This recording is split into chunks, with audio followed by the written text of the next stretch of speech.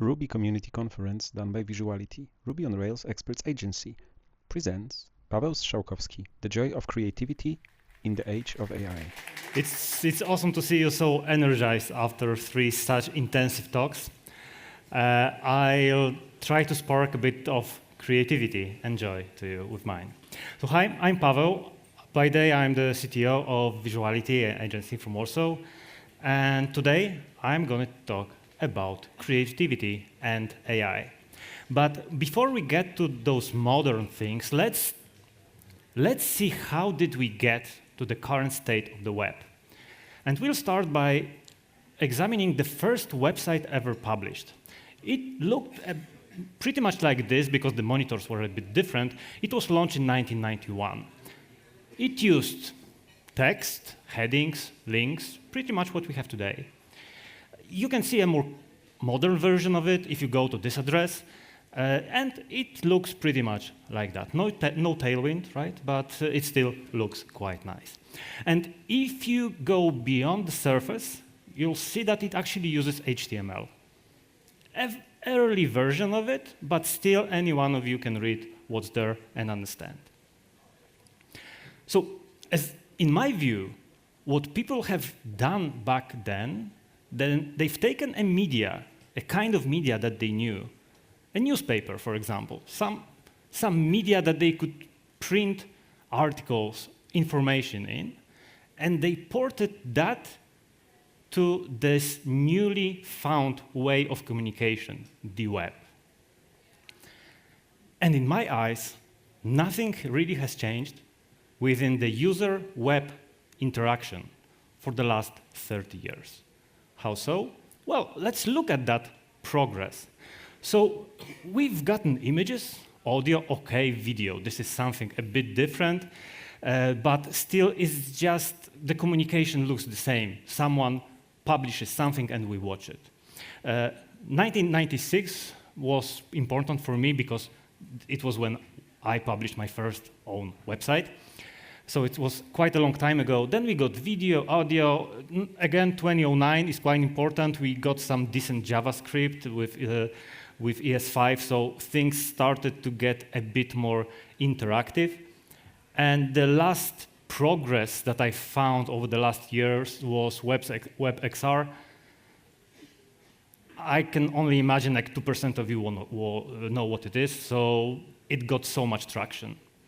So in my eyes, what we've done over the last 30 years was going from a paperback paper into a magazine, and now we have colorful, beautiful magazines over the internet. But we still interact with them with the same way. We have headings, we have text, we have links, well, and some images. Some time ago, I came by a quote from Steve Jobs, and then I was so interested in that I actually watched the entire interview. He said that it has taken 20 years for radio to be, in fact, converted properly into television, because the first TV shows were just radio shows, just filmed. So people were just sitting behind the desks, talking, and that was the television. It was the new media, and it was wow, but still, they haven't really understood what the television could become and what it is today. Of course, web is not exactly in that place, because the web has become software. It's the go-to platform to publish any new software, so all the commerce is moved into, or a lot of commerce is moved to e-commerce or learning, or, well, accounting software, you name it. But still, the interaction between a user and a web, we still have keyboards, we still have mice. We may use touch screens, but it's pretty much the same. Find and click.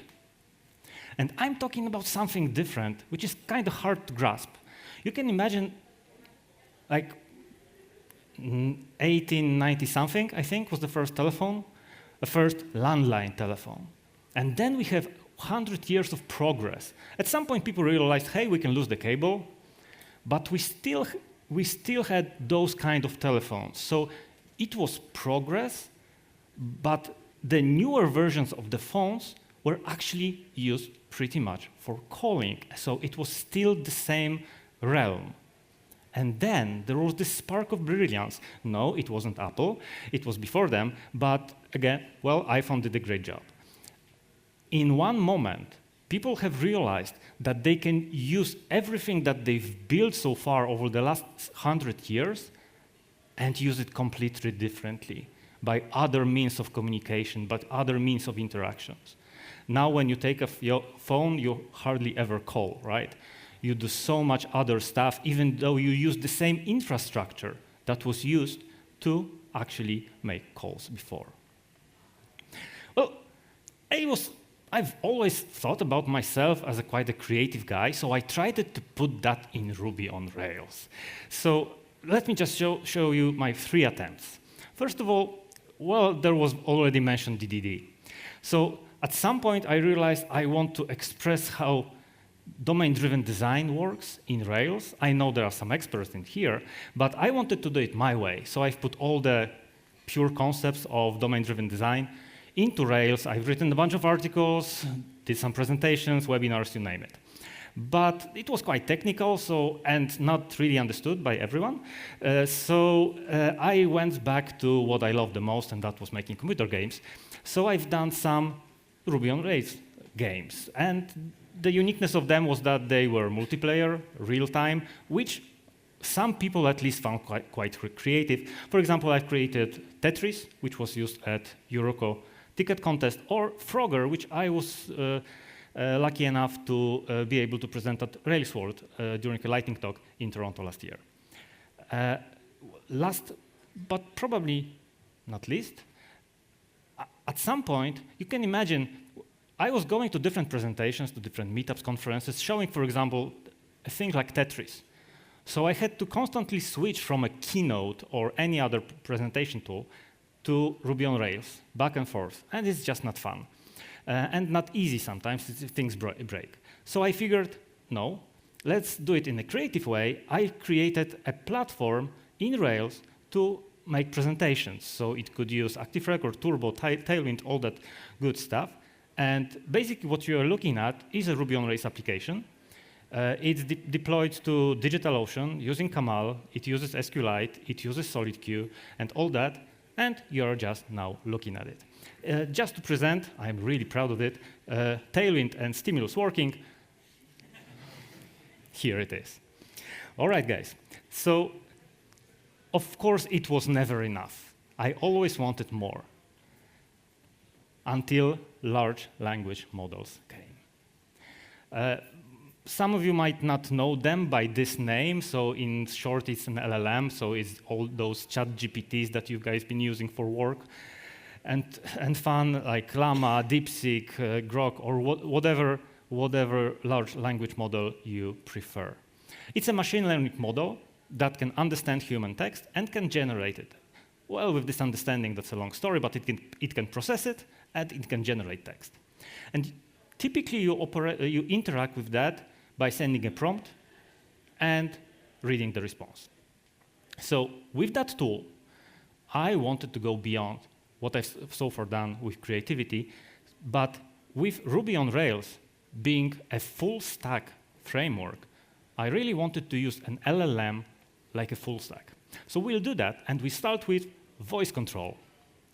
Of course, LLM driven, but we'll make it fun. 1 second.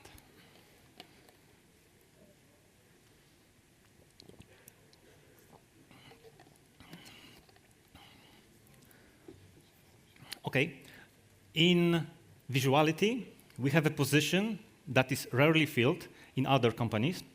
It's CHO. It stands for Chief Happiness Officer.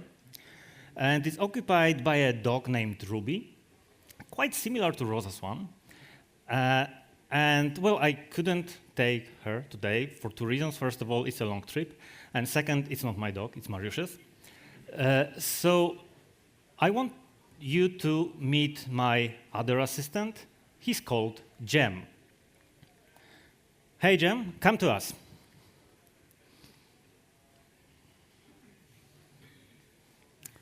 here you have it. Just to explain what I'm going to do, I'm not controlling Gem in any way physically. I will be giving voice commands. Whenever you see a red bar at the very top, it means I'm recording. And when I'm not, I'll explain in a second. So Gem is quite lively. He can do some tricks. But first of all, he can move around, so maybe let's ask him to move. Hey, Gem, go to the left. There is some latency. Well, dogs have their ways. He's not very good at jumping, but we can make him try. Jump. He really, really tries, but often fails. And he also likes to look for treats, so we can make him do that. Hey, Gem, sniff around, please.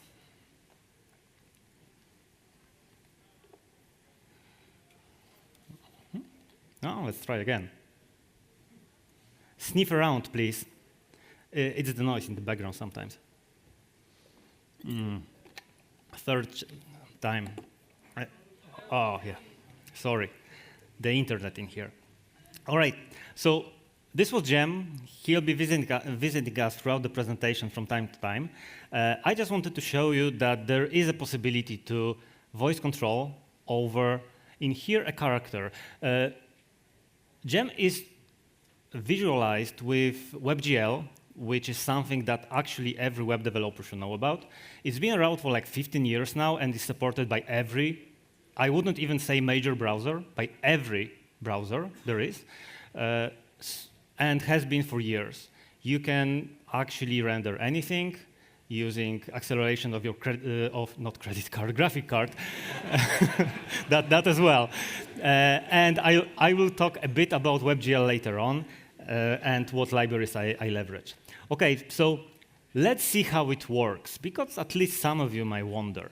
It can be, the voice control procedure can be implemented in many ways. This is and especially done by like this, so that I can explain every step of this. So first of all, I record the audio and send it to server. Then the audio is converted to text, and then we have to figure out what was the command, but I can promise you no regexps.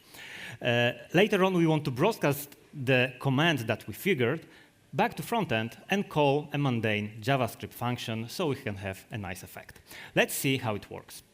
First of all, yes, we have to start with JavaScript, but as I've mentioned before, and you all know that, Ruby on Rails is a full-stack framework. So please do not be afraid of little JavaScript. It won't hurt you, and it actually enables so many great things. So in here, I'm using a media recorder API, which is, again, available in most, like in major browsers, maybe even a bit less than WebGL, but in all the browsers that you guys used, it's supposed to be there. And you can use it to record audio. So you have to just instantiate it. All you have to do is bind an event, what's supposed to happen once data is ready, so when the recording is ready. Then you start recording, you speak, and you stop the recording. Data is available, so we go to send audio function. And this is it. We just construct a request to a server. By then, we already have in memory, we have a file. We have a sound file, which we can send to a server. And in here, we arrive at Ruby on Rails. So we create just a normal CRUD endpoint with a single param. So we have an audio, which is a native record with one file attached. So with this, we've just conquered the first point. We've recorded the audio, and we sent it to the server. Now we get to do some fun part with LLMs. And for that, I'm going to use Ruby OpenAI Gem. It's quite low level, but is very, very popular and very robust. You can use it for many things and to interact with different LLMs. Throughout the presentation, I'm actually communicating mostly with GPT-4o and a few others, but all of those from OpenAI realm. However, you can use this gem to connect to different LLMs as well. And as I've said, it's a bit is quite low levels, meaning that if you wanted to go lower, you would actually have to write your own requests using like Faraday, but there are also tools that could do more in a single request. I just wanted to showcase you the whole process so that you can pick whatever you need for your projects. So first of all, I said we have to convert audio to text. And it's as simple as what you're seeing.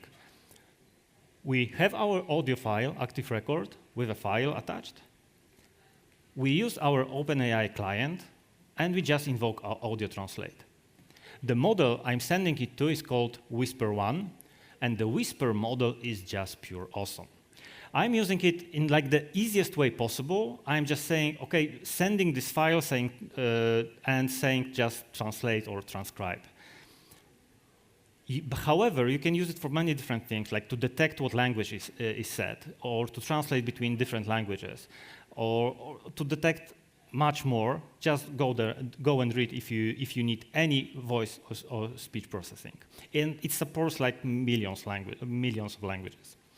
However, for our use case, what we would get is a simple string like this. Hey, Gem, go to the right.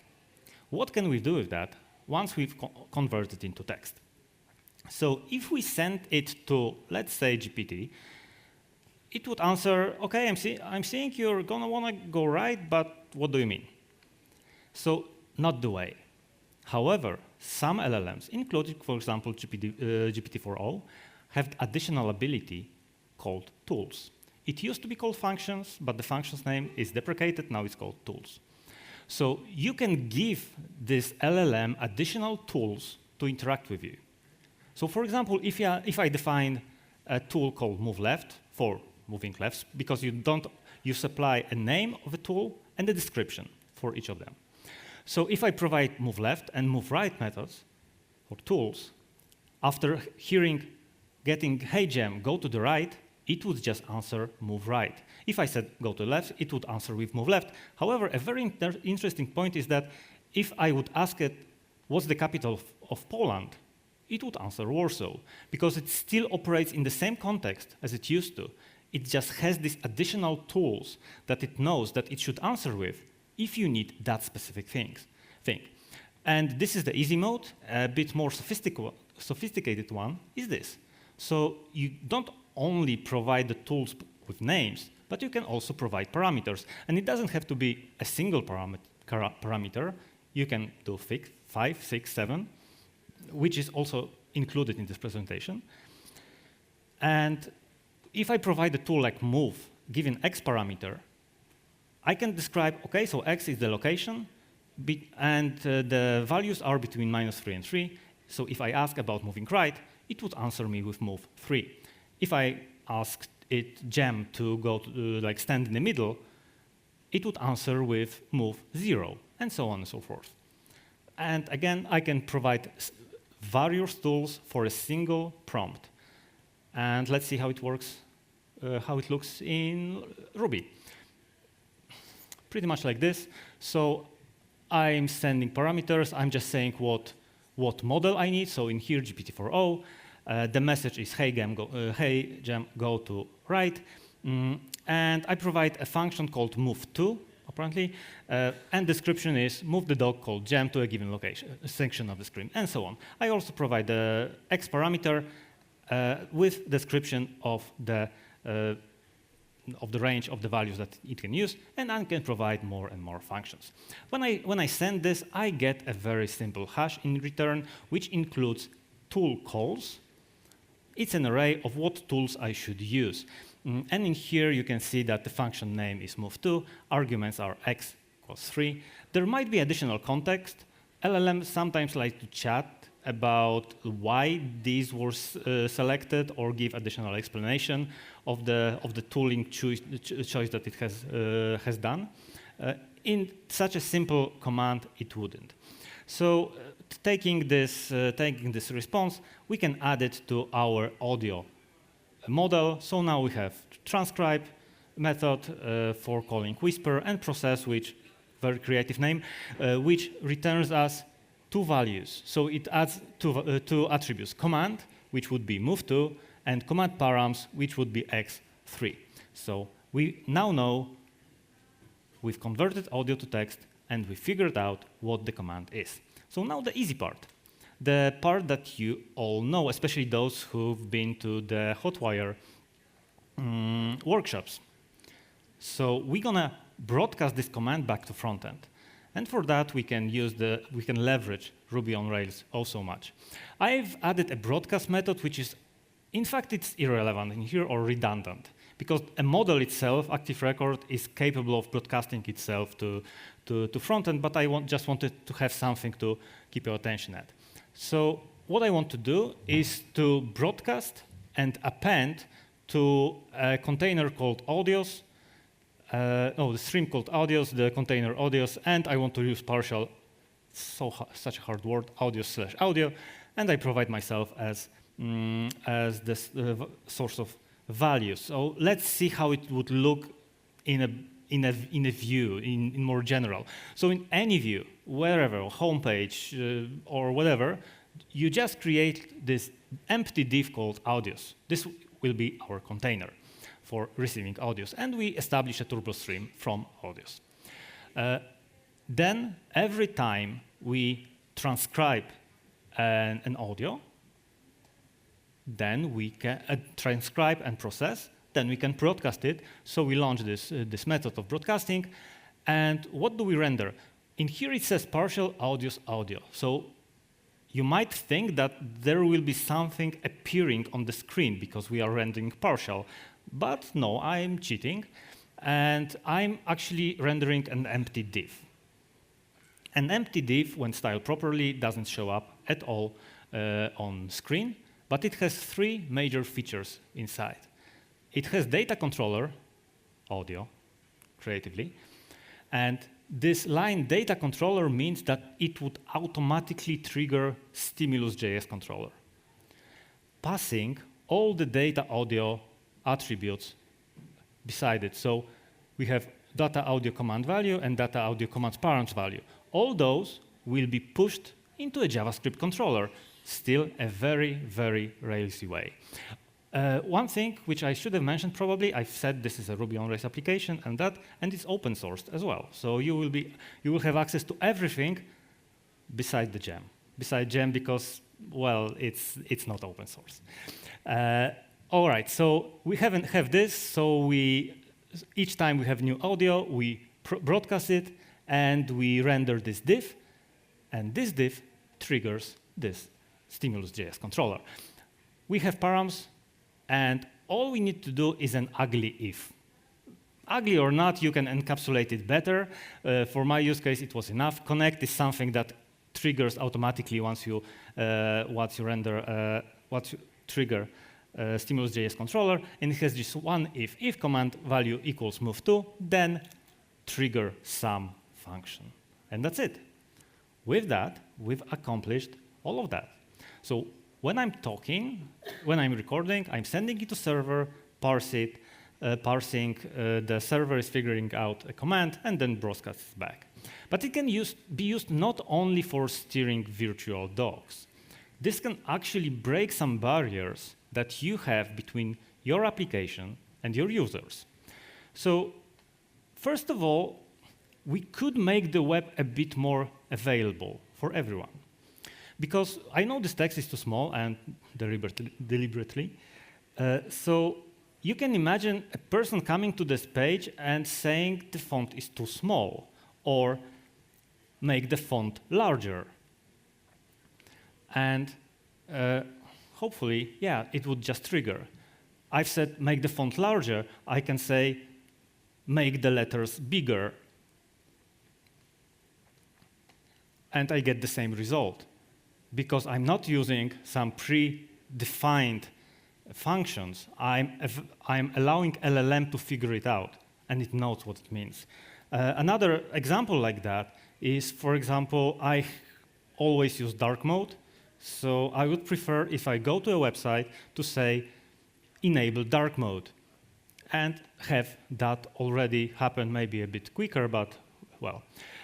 So we are breaking some barriers. A user doesn't have to find a place where a font is increased, or where to make the site more available for himself or herself.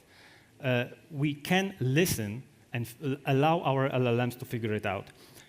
Another example is this. When you go to a normal store, buying a laptop, for example, I know you know what you want, right? Because you're from IT. However, people usually don't, and they come with some sort of vague requirements. Just describing use cases, for example, they don't know how to select the number of gigabytes of RAM, right? Or how much space there should be on their hard drive. They know how much they want to spend. So let's give it a try. I'm just a bit worried the noise will interfere, but let's try it. Let's imagine I'm a customer of a store. I'm coming to the store and I'm asking like this. Hey, I want to buy a laptop for my son. He's going to play computer games and do some homework. He also watches some movies. I don't want to spend more than 1,000, but I think as he's going to play those games, I think he needs a big screen. Can you help me, please? And with that sort of command, we can push that to an LLM and not only get all the filters selected, or at least the ones that it has figured out to use, but we also get this additional description. As I've mentioned before, there might be one. With that, again, we are making this kind of purchase more available for people who don't really understand the filters. And for IT, it might not be for you. But if you are in any other department, you might also find it useful. So this was voice control, but it wouldn't be enough if I just left you with this. So we're going to go into image recognition and, of course, LLM-driven. You probably do make selfies from time to time. So I don't know, have you ever done a selfie in Rails?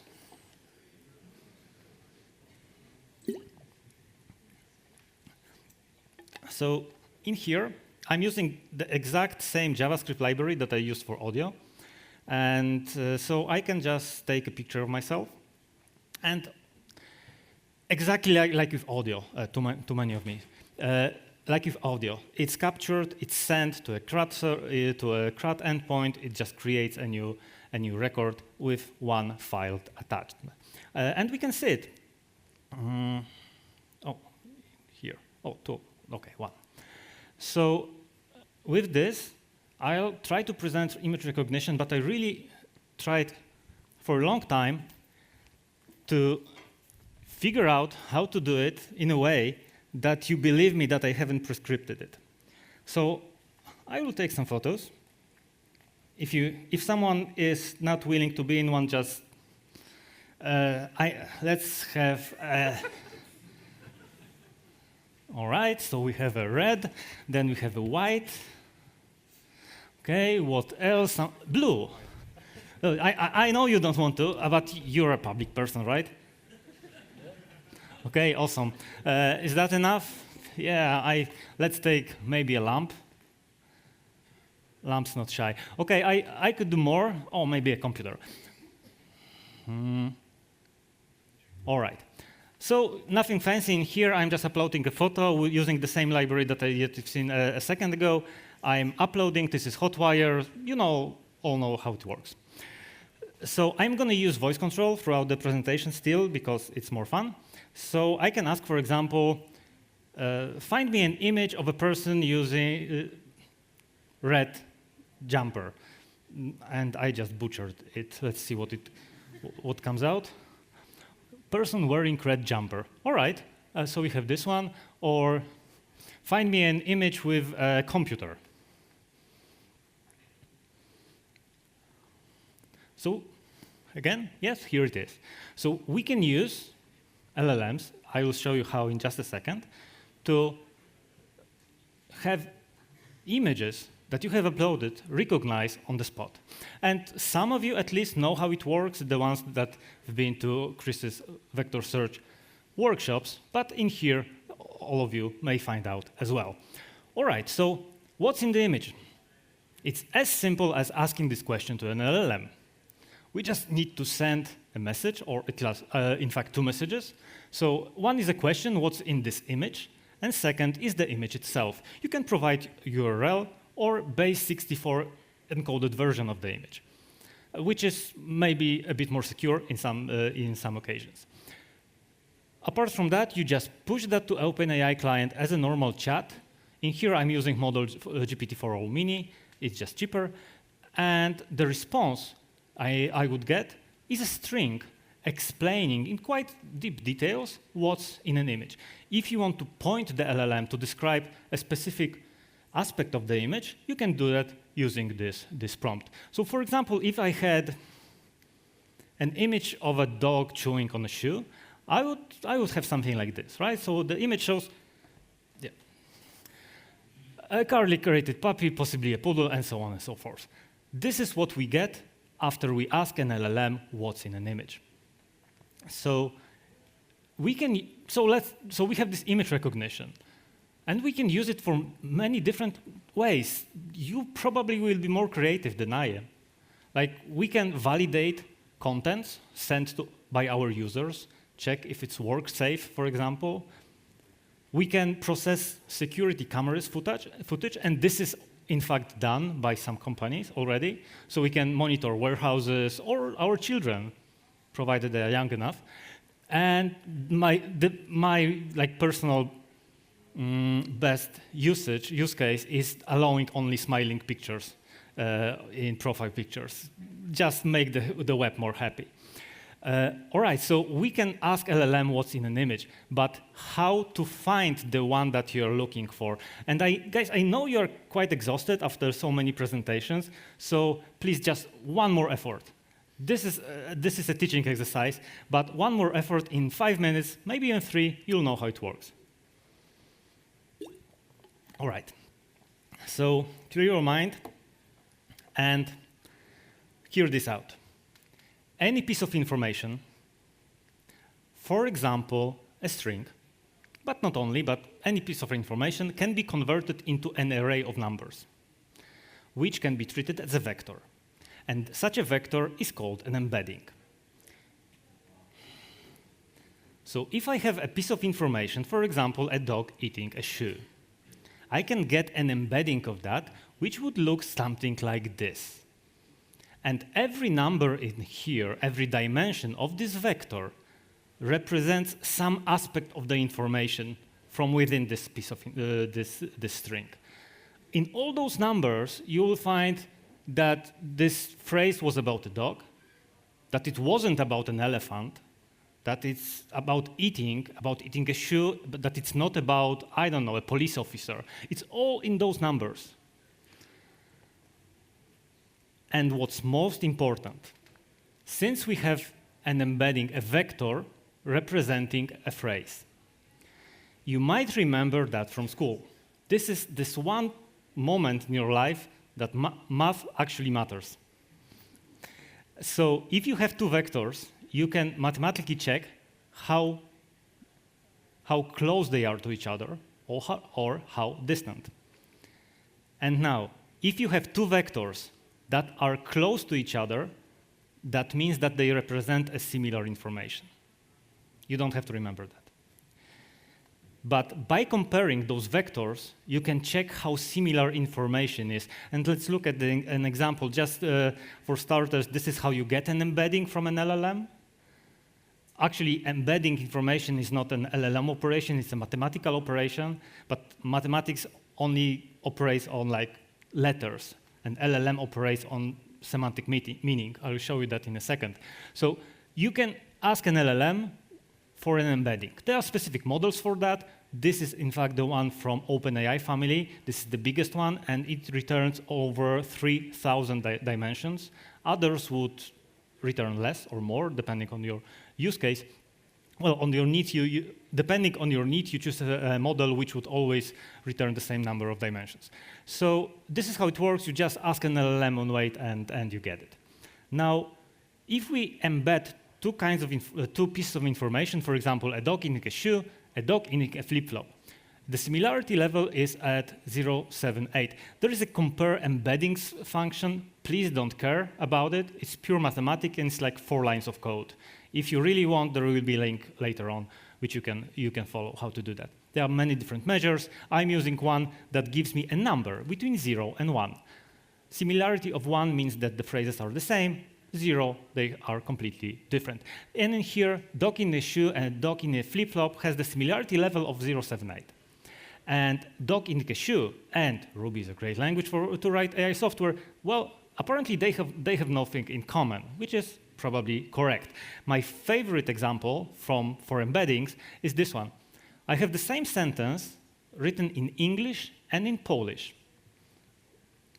And the similarity level is at 0.72, which means that an LLM finds those 2 sentences very, very similar.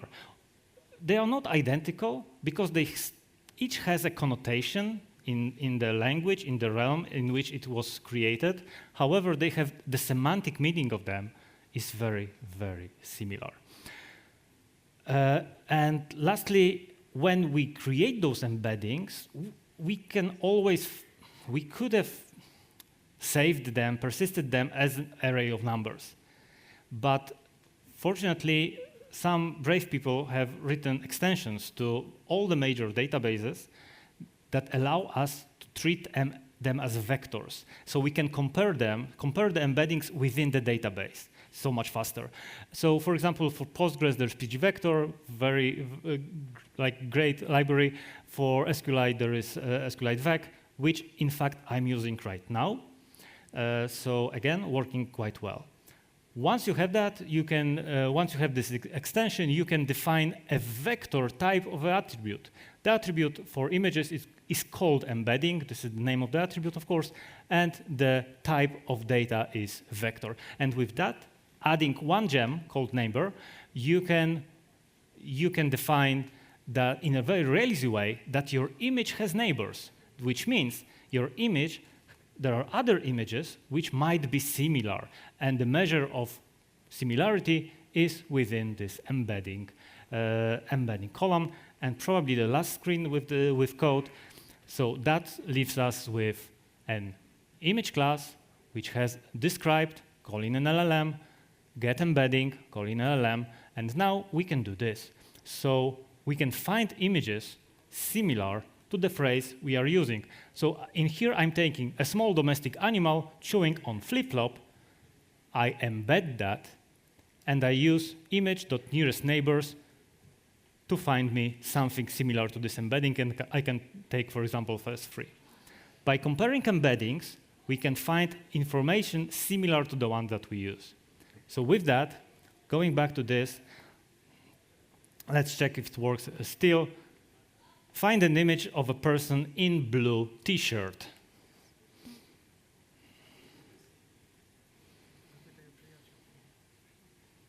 Przyjaciół? You see, it doesn't work correctly every time. Maybe it thinks I'm in blue t-shirt. We have to look into that. So it was a great failure at the very end of the demo. Let's not end of the presentation though. So okay. Find me an image of a lamp. I need to finish with the success, right? No, it's not. Okay, so we have a great success. Thank you. But guys, it's just a start. I've showed you like 5 different ways you can use an LLM, like image recognition, like embeddings, text to voice to text, and so on. But there is so much more. If you go to Hugging Face, it's like a repository of open source models which you can just install and use locally or wherever. There are so many categories of LLMs or of things they can do. Like I won't even start listing those because you can just go and see for yourself. And you should go and you should at least find out what actions you can actually perform at your websites. Because without knowing about them, you can't be creative about them. You cannot build products on them. So beforehand, I've mentioned that much of the software has been pushed to the web. But we as web developers, we usually think that we create websites. And for example, there was a great struggle to actually push PWAs to be used more often. That's because we think about commercial market. But if you think business to business, a PWA is a great solution. You can install it anywhere, on employees' laptops, on your laptop or your children's. Or if you have a dedicated hardware, you can install a PWA there as well. And if you use real hardware, for example, or any hardware, even a laptop, you can actually handle real hardware because, hey, I've been using this clicker throughout the presentation, and I've said that it's a Ruby on Rails application, right? So with Stimulus, I can very easily handle a real-life hardware. I don't know if any of you had the chance to actually use, for example, barcode reader with an application. If you plug it into a computer, whenever you scan a product, it just sends you a chunk of data, like a string with numbers. You can totally program that with Stimulus or any other JavaScript framework. So please don't be afraid, and actually write real software, production software for hardware. You can also use 3D graphics. I've showed you the gem, our dog, but you can do anything. For example, I didn't want to implement this on site, just a preview. So this is WebGL, right? It's not a film. You can zoom in, you can zoom out, you can rotate, and you can place as many characters there as you want. And you can do all that in your site. You just have to know that it's there. Of course, it's JavaScript for the most part, but it actually looks amazing. So, guys, you can imagine that a client coming to you asking for a prototype of like a new age product that he's going to use on this like shiny kiosk hardware. Like they wanted to include like voice control, like helpful AI assistant, and all that jazz. So what would you say? Like 2 days or 3 days? Because with Ruby on Rails, you can actually get that. Provided that you know the stuff that I've showed you, you can set it up in like 2 days. A prototype, that's for sure. And I also have a quote from the same conference from DHH. He said a very wise sentence that it's more fun to be competent. However, I would add to that saying it's even more fun to be creative. Thank you.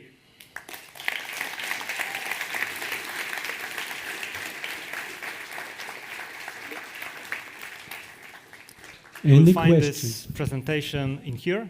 This is a GitHub repo. Everything apart from the model of the dog is there. Do you have any questions?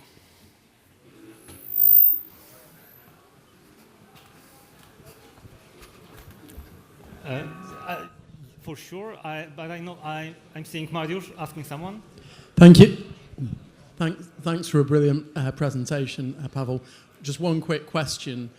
You were showing us the embeddings in a series of vectors, but from my understanding, the LLM understands what concepts are in the text, and I'm obsessed with observability, of course, and if I just put like 1 million different numbers into my observability tool, it's probably not going to be very readable or understandable. Is there a way of converting that into some kind of a hash where you can say this sentence contains verbs, adjectives, concepts, and it'll enumerate it in that way for you, and then you can observe it and you can see what concepts things. Thank you. I'm not really sure if this is what you want to observe, because those numbers don't really have meaning for a human. And with every model, you would get a different set of numbers. Even if this model that you're using gets like a new version, those numbers would change. Sure. And there are many different ways. There is, for example, this thing called Matryoshka embedding, I think, is that when you have an embedding, you can cut it. And because in here, you can't just cut a piece of information, a piece of this embedding, because it won't have the same meaning. But in that concept, you can actually cut some of it from the end, and it will represent still the same concept. So you can generate yourself like 1,000 dimensions, but store only, for example, 8 first, or 12, or whatever. So you could preserve the concept, but just vaguely. Let's put it like this. So maybe you could use that. Thank you. Thank you. And David, you had a question. Just tell it to you. I will repeat. Did you check your carbon footprint with this all AI calls? Have I checked my carbon footprints? Yes.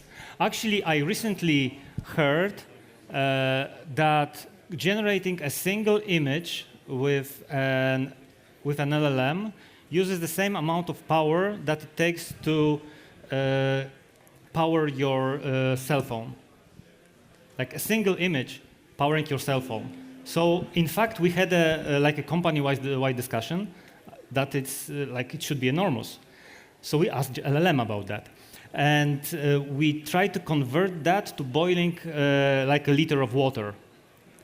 And it turns out that you have to generate so many images to boil like a cup of water. And I actually know that it's bad to use so much energy, but yes?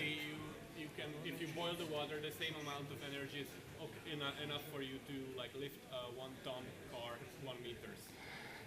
But now we kind of comparing apple to oranges, aren't we? I understand, but let's talk about it over a beer, that's for sure. I'm all open for that. And yes, I understand that LLMs unfortunately come with this burden. So let's try to see how we can optimize that, because probably we won't stop the revolution. But maybe we can do something about that. Any others? Yeah, we all need a break, right? Okay. Thank you. Let's make a break.